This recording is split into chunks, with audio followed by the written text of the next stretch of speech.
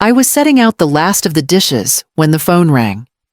I wiped my hands on the towel and answered with the usual softness in my voice.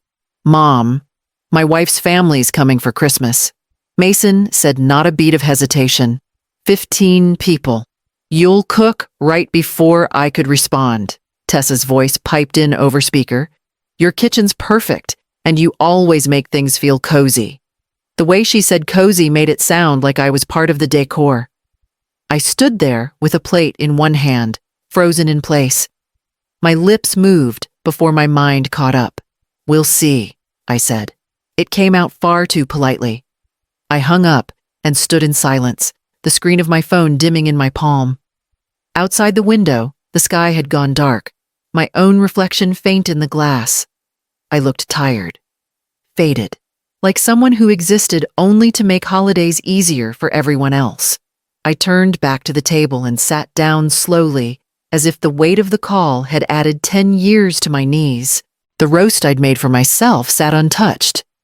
The small linen napkin beside it looked ridiculous now. I didn't turn the TV on. I didn't open a book. I just sat there staring at nothing while my mind cataloged every unspoken yes I'd ever given Mason. The loan when he was laid off. The months he and Tessa lived in my basement rent-free. The babysitting when they both needed a weekend. The way I always agreed, never questioned, because I thought that's what mothers did. Sleep didn't come. At 2 a.m., I folded the untouched napkin and put the food away. At 4, I watched the first light break across the cabinets. And by 6, I was back at the sink, washing dishes that no one had used. The group message came through just before noon. I was peeling apples at the kitchen counter, trying to keep my hands busy. Dinner at Mom's, 5 p.m. Sharp. Dress festive. Mason didn't tag me. He didn't need to. The message spoke for itself. 15 names I didn't recognize filled the chat Tessa's side of the family I assumed. I scrolled through them, heart climbing into my throat. A few responded with thumbs up or clapping hands. One wrote, "Can't wait. Hope there's enough pie." I hadn't agreed. I hadn't been asked. But the announcement was already out. My house, my food, my effort signed, sealed, delivered. Moments later, a separate message from Tessa arrived. "Hey, I'll drop off the grocery list tomorrow. Don't stress about desserts, my mom's handling those." Desserts. So thoughtful.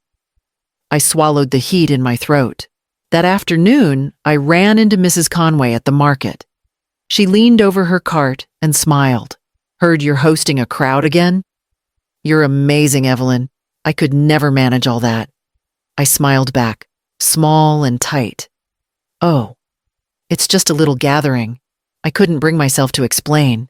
That evening, I made tea and sat down with the list Tessa had left in my mailbox, neatly written on monogrammed stationery.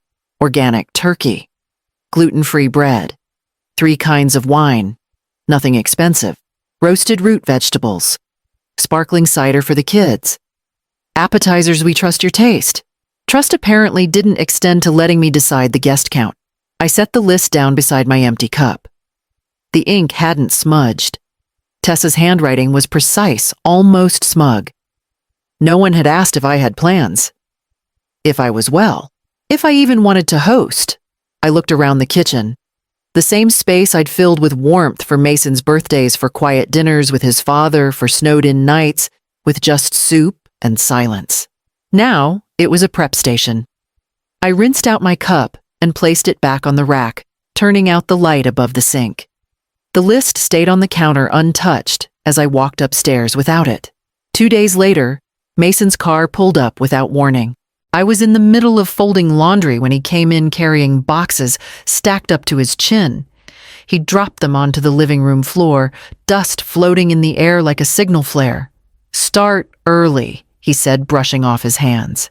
"It'll impress them. Them, not us, not family, just them." Before I could ask what was in the boxes, Tessa followed him in a measuring tape dangling from her wrist and a clipboard under her arm. She scanned the room like an event planner on a deadline. We'll need another table here and maybe move that lamp out of the way. The lighting's kind of uneven."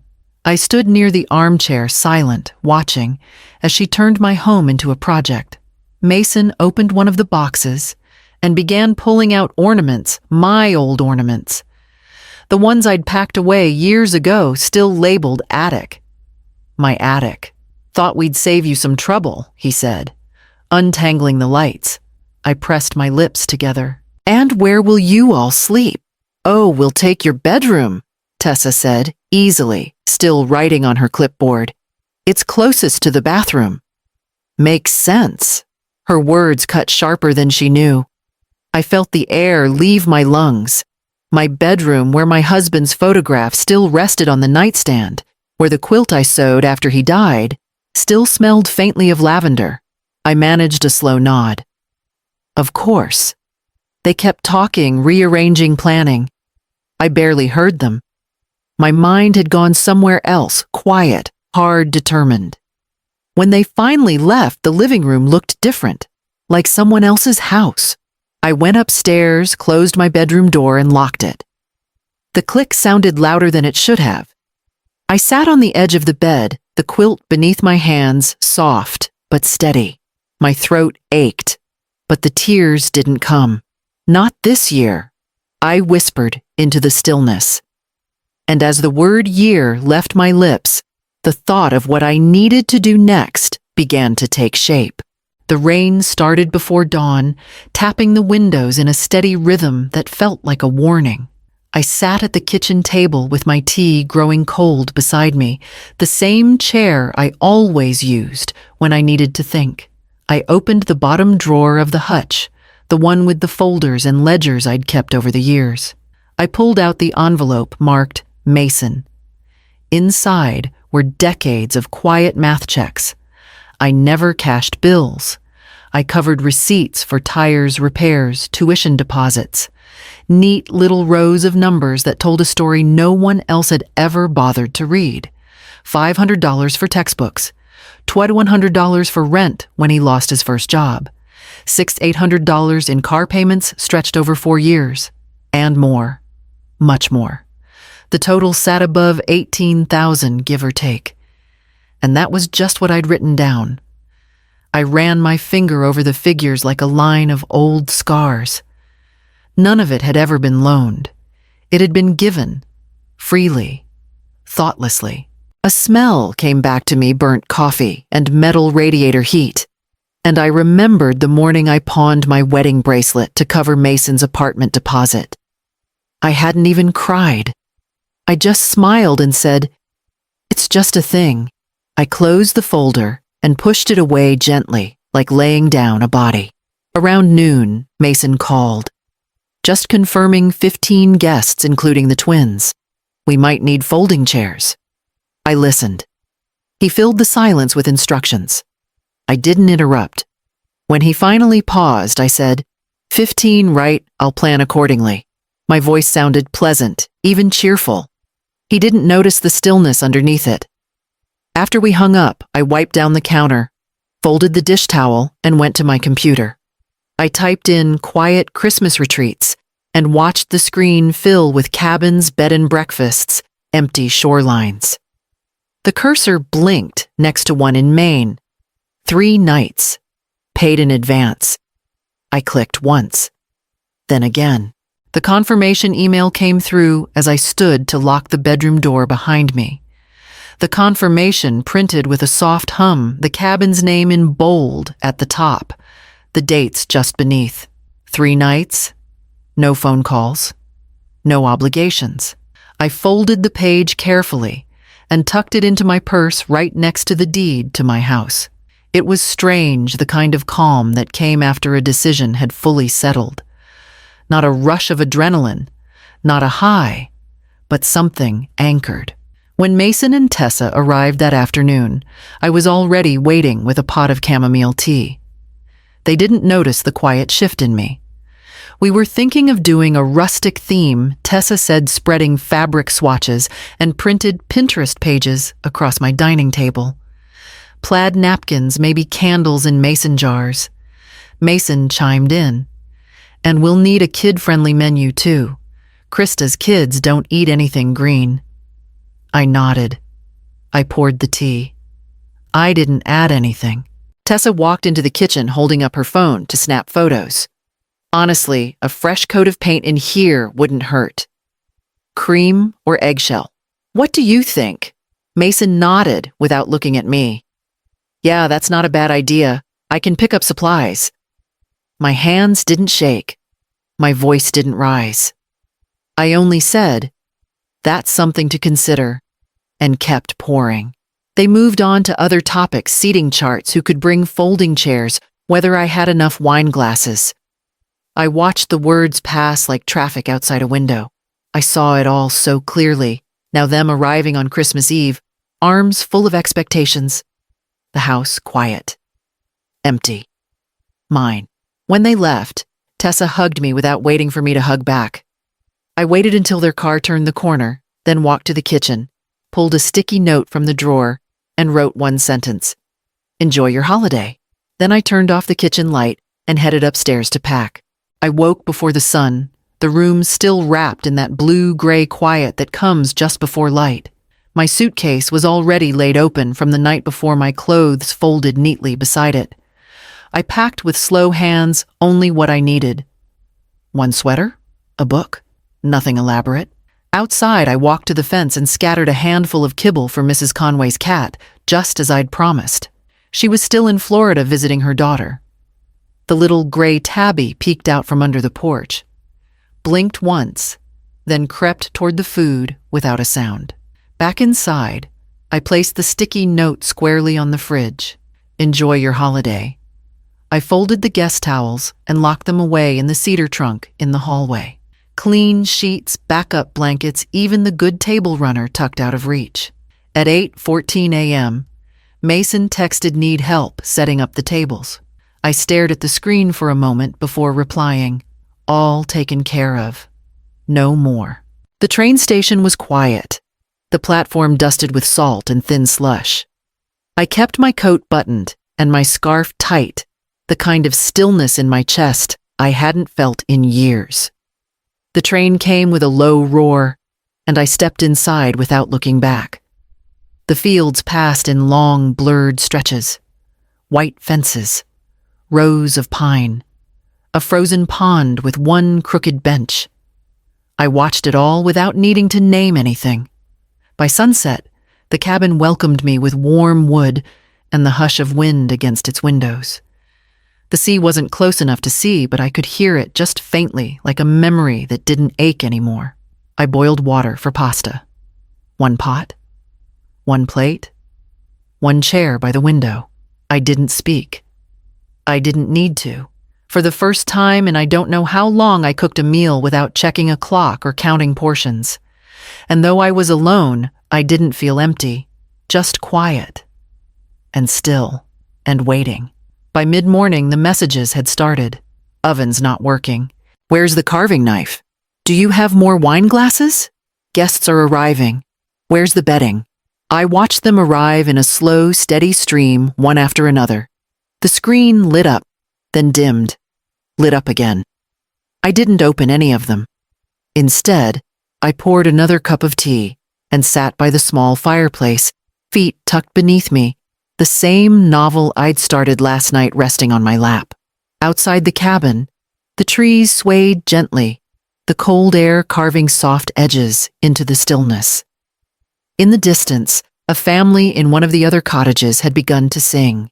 A burst of laughter, the clink of dishes, a child's high voice weaving through it all like ribbon. It was beautiful, and it was far away. I closed the book without marking the page. The ache that followed wasn't sharp, it was dull, familiar, like a bruise you forgot you had until someone brushed against it. My phone buzzed again. This time, "Mason, this isn't funny. You left us with nothing. Nothing." The word sat there like a dare. I opened a reply window. My fingers hovered over the keys. I could have listed every kindness, every unnoticed act, every time I said yes when I wanted to say no. I could have reminded him that his nothing had come from years of my everything. But I didn't.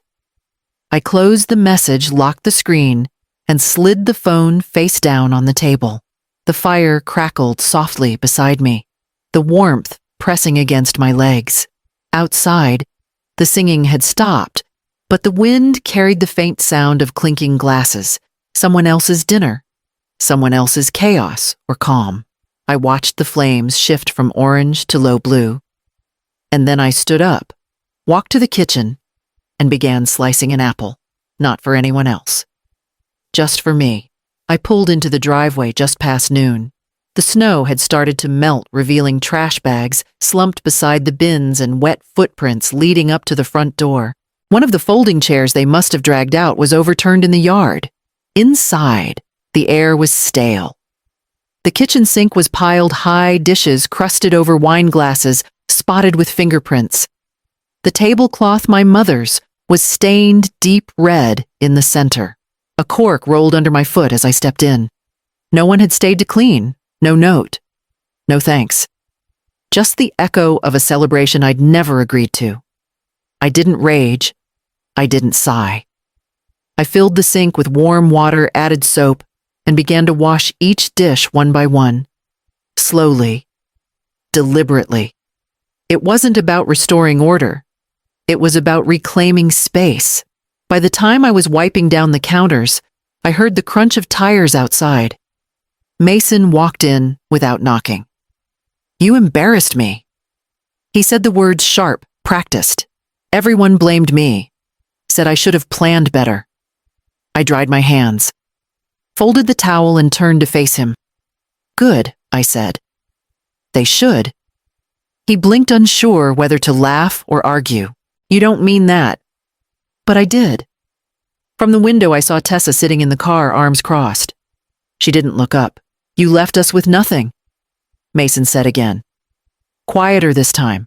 "No," I said. "I left you with the truth. You just didn't recognize it." He stood there a moment longer, waiting for something, an apology maybe, or even a raised voice. I offered neither. Outside, Tessa rolled down the window and called, "Let's just go." The engine started.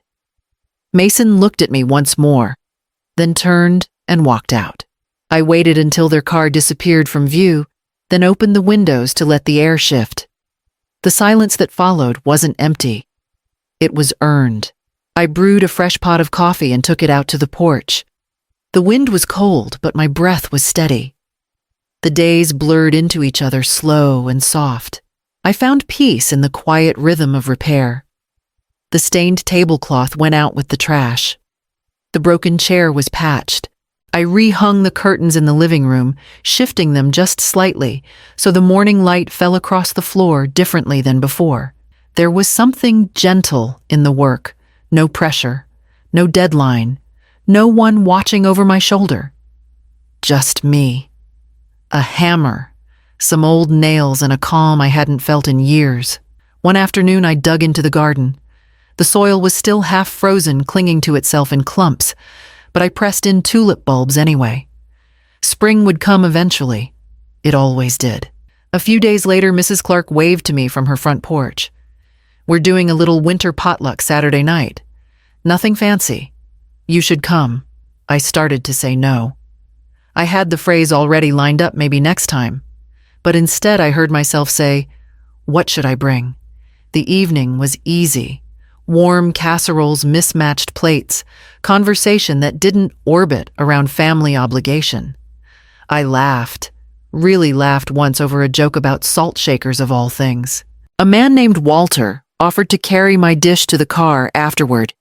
He mentioned he'd lost his wife 3 winters ago. "Still figuring out how to make a decent pot of coffee," he said, with a sheepish grin. He offered to fix the fence along the back of my yard. I hesitated, then said yes. Not because I couldn't do it myself, but because I didn't need to prove that anymore. That night, sitting by the fireplace, I opened the group chat Mason had created last year. Photos of centerpieces, messages about grocery lists, reminders to keep things cheerful. I held my finger on the screen. Delete thread. Yes. Not out of spite. Not from hurt. Just release. I set the phone aside, reached for the last of the shortbread cookies from Mrs. Clark's table, and turned on the radio. Somewhere in the distance, wind moved through the bare trees. A sound as soft as permission. Christmas morning arrived wrapped in pale light. I woke without an alarm, the soft ticking of the old clock beside my bed, marking the hour with patience instead of urgency. There was no noise in the house, no banging of cabinet doors, no voices calling for help with wrapping paper or gravy or last-minute errands. Just stillness. I made coffee the way I liked it. Strong with just a touch of cream.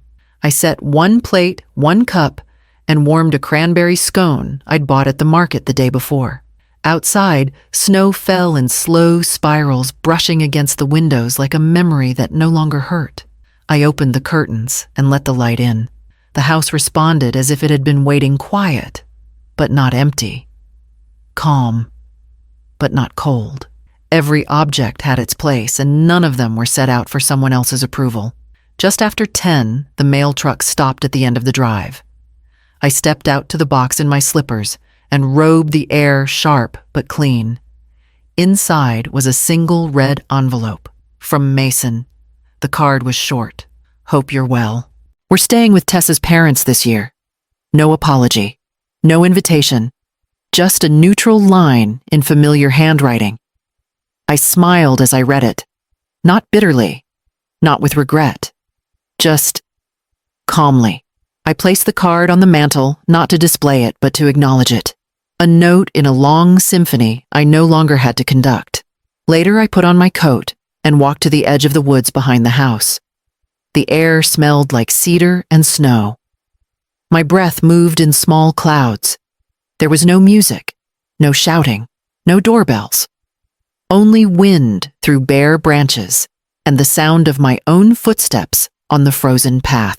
I stood still for a moment and listened. The quiet no longer felt like absence. It felt like home.